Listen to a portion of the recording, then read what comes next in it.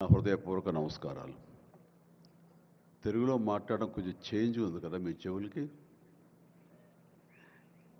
So let me have the privilege in talking our mother tongue. ఇక్కడ మీ అందరికీ అనిపించవచ్చు, ఇక్కడ ఉన్నటువంటి ఆహ్వానితుల్లో చీఫ్ గెస్ట్ ఒక్కొక్కళ్ళు ఒక్కొక్క రంగానికి సంబంధించిన వాళ్ళు, ఫైనాన్స్ రంగానికి సంబంధించిన వాళ్ళు, అలాగే మాజీ గవర్నర్ ఆర్బీఐ సుబ్బారావు గారు, అలాగే ఇతర ఫైనాన్స్ వ్యక్తులు, అలాగే ఆటోమొబైల్ దిగ్గజం మహేందర్ గారు, ఇంతమంది ఉండగా వీళ్ళల్లో చిరంజీవి ఏమిటి సినిమా వాడు అనే భావం మీకు ఉండొచ్చు. మీకు కదా, నాకే ఉంది అది. నేను ఎంతో ఇక్కడ ఫిట్ అవుతాను అనే నాకే అనిపించచ్చు. కానీ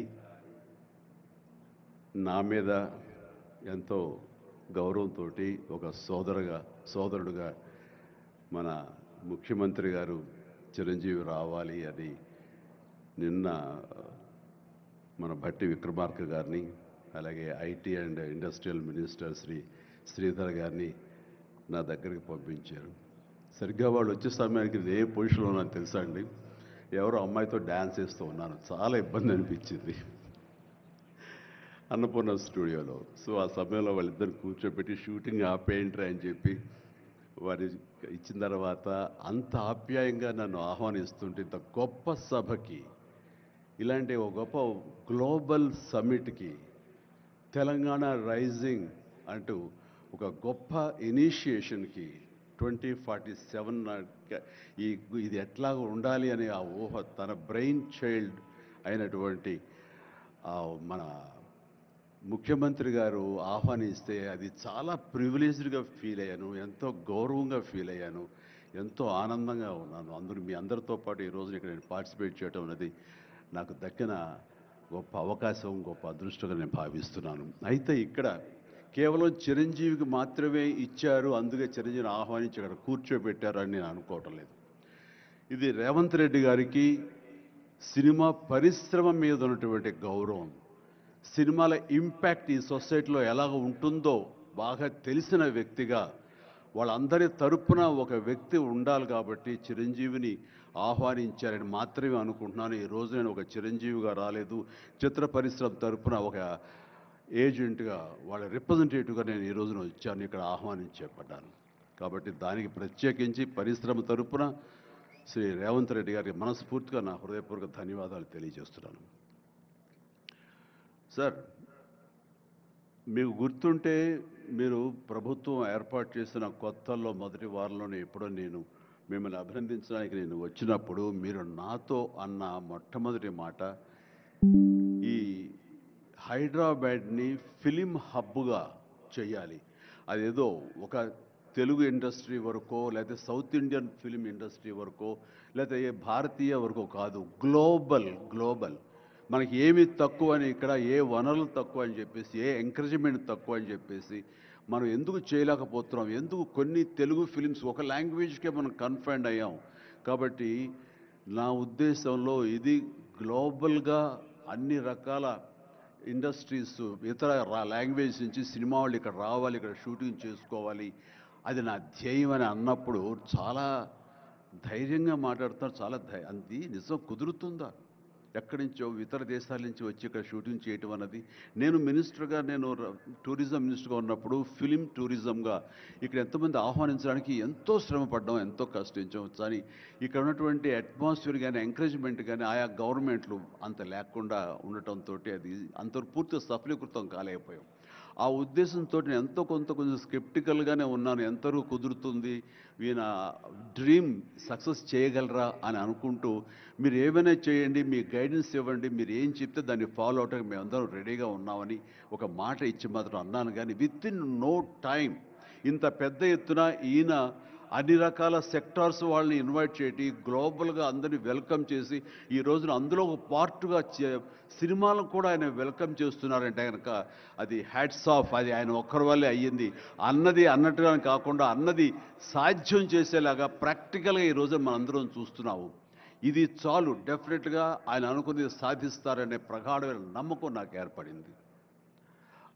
ఎందుకంటే ఆయన అన్నది హైదరాబాద్ అనేది సెంట్రల్ లొకేటెడ్ మన కంట్రీలో. ఏ ఇతర ఇంపార్టెంట్ సిటీస్కి వెళ్ళాలని సరే 1 అవర్ డిస్టెన్స్లోనే ఉంది. మేబీ ఢిల్లీ ఇంకొక 1 అవర్ పడుతుందేమో తప్ప. అండ్ ఇక్కడ లేని లొకేషన్స్ ఎక్కడ లేవు, ఎక్కడ లేకుండా పోలేదు. మనకు మంచు కొండలు ఉన్నాయి, థార్ డెజర్ట్స్ ఉన్నాయి, అడవులు ఉన్నాయి, వర్షాలు పడేవి ఉన్నాయి, లాంగెస్ట్ బీచ్లు మనకు ఉన్నాయి. ఏమి తక్కువ, ఏ లొకేషన్స్ తక్కువ, ఏ వనరులు తక్కువ. ఇక్కడ పని చేయడానికి వాళ్ళకి స్కిల్ డెవలప్మెంట్ చేయగలిగితే కనుక పని చేయడానికి ఎంతోమంది ముందుకు వచ్చి సినిమా పరిశ్రమ ద్వారా ఉపయోగపడి వాళ్ళ కుటుంబాలకు వాళ్ళు ఉపయోగించుకుంటారు. ఇది ఆ పొటెన్షియల్ పూర్తిగా ట్యాప్ చేయలేదు అన్న మాట వాస్తవం. వారు అది నేను అంగీకరిస్తూ మా సలహాల కోసంగా ఆయన కొన్ని సెమినార్లు ఫ్యూచర్లో నడిపిస్తామన్నారు. ఇప్పుడు కూడా అలాంటి చిన్న చిన్న సెమినార్లు మా పెద్దల మధ్య, సినిమా పెద్దల మధ్య జరిగింది. అయితే ఇది కాంప్రహెన్సివ్గా కన్సాలిడేట్గా జరిగేలాగా విత్ ఇన్ షార్ట్ టైం మేము అందరూ కూడా ముందుకు వస్తాము.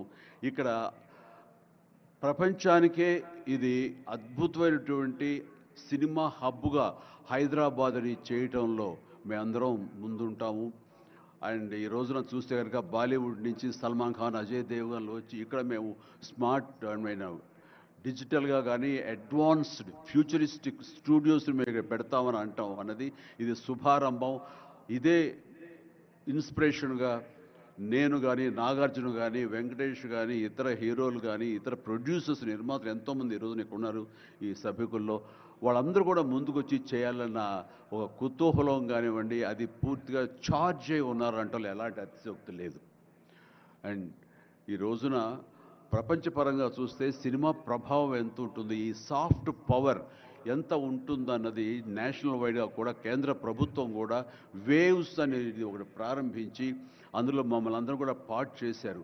అంటే ఎకనామికల్గా అది ఎంత పవర్ ఇస్తుంది, మన కంట్రీ జీడిపికి ఎంత కంట్రిబ్యూట్ చేస్తుందో అనడానికి బాగా వాళ్ళందరికీ తెలిసిన వాళ్ళు కాబట్టి సినిమా మీద అంత దృష్టి పెట్టారు. సినిమాని కేవలం పేరు తీసుకురావడమే కాకుండా ఎంతో కంట్రిబ్యూట్ చేస్తుంది, ఎంతోమందికి ఎంప్లాయ్మెంట్ జనరేట్ చేస్తుంది, ఎంతోమందికి ఉపాధి కల్పిస్తుంది.